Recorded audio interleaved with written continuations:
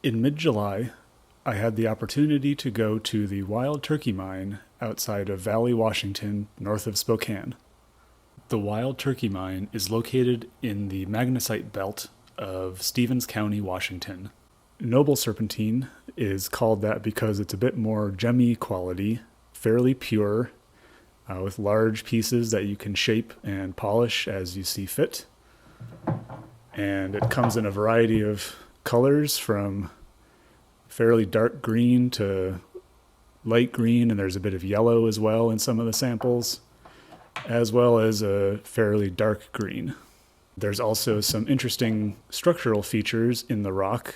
Like this one is a kind of a mottled yellow and almost purplish gray. The rocks you see before you are most of what I collected at the site, and it was only $15. They charge $1 a pound for whatever you collect. And one of the things I really wanted to do was collect a sample like this, which had lots of veins intermingling with the green serpentine. And I wanted to cut that up and create a nice slab polished finish.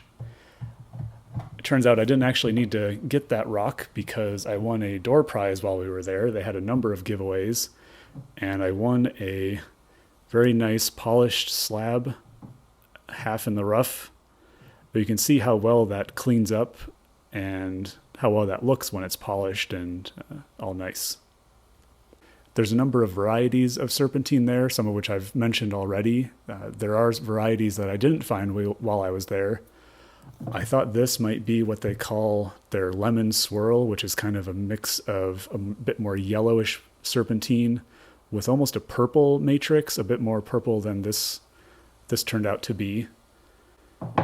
There's also some blue scattered around, which you can see a bit glinting here. That's definitely blue. However, in this sample, the blue is only as thick as that thin outer layer. It doesn't go into the sample at all. But I've seen very blue serpentine or very blue minerals from that site that they had on display. So that was kind of unfortunate that didn't continue. This has a number of kind of greenish deposits on the outside, which I thought might be kind of copper weathering. And that doesn't continue on the inside, so it's definitely some weathering feature. On the inside, it's just fairly gray mottled. And one of the other things I looked for was kind of a broken up pieces of serpentine in matrix, which I think if I'm able to cut this one and have it be a whole piece, this could look really interesting with a bit more of the dark green mixed with the light green. And then that red is actually just manganese weathering on the outside. So a number of these samples also have manganese dendrites on the surface. This has some of that bluish copper, almost copper weathering as well. You can see the orange alteration around the manganese dendrites, which may be from iron or manganese. But if I can show you that closer, you can see the manganese tendrils growing out, and that's an abiotic process. While some of this material is nice and gemmy and can be fairly transparent to light from behind, that could look interesting when it's polished up. Also have a slab that was an offcut from that from this swirly material, and from behind you can see the green is fairly clear. With so many varieties of serpentine, there's also a variety of quality of the rocks. And what I mean by that is both in terms of how fragile they are and how hard they are.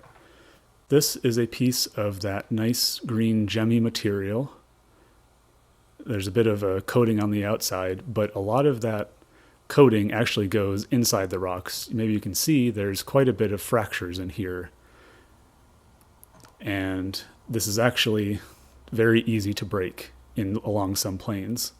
You can see on this nice green one, we tried to cut into it here, and we only got so far before it just kept breaking off as we were cutting it, and we weren't going to get a slab across this way. So we just stopped. You can see there's a big fracture running that way. Could probably break it with a light pressure. You go there and you collect material, you want to try to find the largest whole sample you can and try to avoid a lot of the fractures.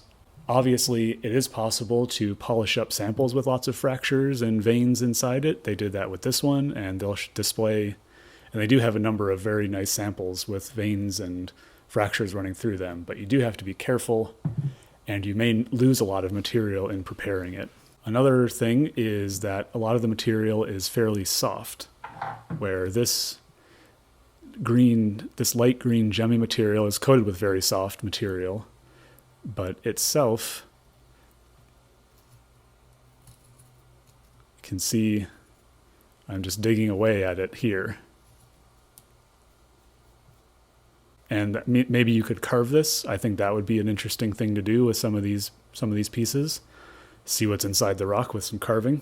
There are some harder materials like this one. This one is actually very resistant to scratching. An Allen wrench doesn't really scratch it. I guess I should prove that since I scratched the other one.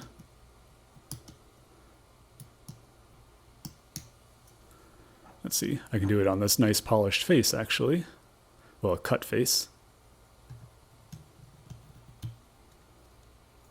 So you can see that just rubbed right off there. Since this material was a little more solid, we did cut it and made a couple of cabs out of it. I have one that I'm working on right now, but there is one that's complete. And it does polish up very well. If I can get it to focus on this.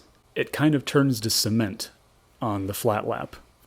So when you're cabbing it, you're going to get a lot of sludge with the material that doesn't really wipe off very easily. It's a particularly messy stone to work with. Definitely wear an apron and maybe a visor. However, it is very easy to work with because it is fairly soft. Even though this one is resistant to the file, it still polishes very easily. And you can even round off edges at like 1200 grit. It does really well at a very high rate of spinning of the flat lap. So kind of like jade, which almost requires heat in order to polish up well, this can tolerate basically the fastest that our flat lap was able to go at the club lapidary shop. As of right now, the Wild Turkey Mine isn't going to be open any more weekends during the 2021 season. They will be around at various Pacific Northwest trade shows. If you're interested, you can always look them up at washingtonrocks.net. I'll put a link down in the description below. If you visit the Wild Turkey Mine in the future, definitely look at what they will have out on display so you have an idea of what to look for out in the quarry itself. Now, the quarry itself is a very easy dig. There are a couple of videos online that you can search for. If you just search for Wild Turkey Mine, you'll see how easy it is to just go out and pick up this nice, one of my favorite pieces was the rough veined one, and that one I got within just a couple of minutes of being there, before we even checked in, I think.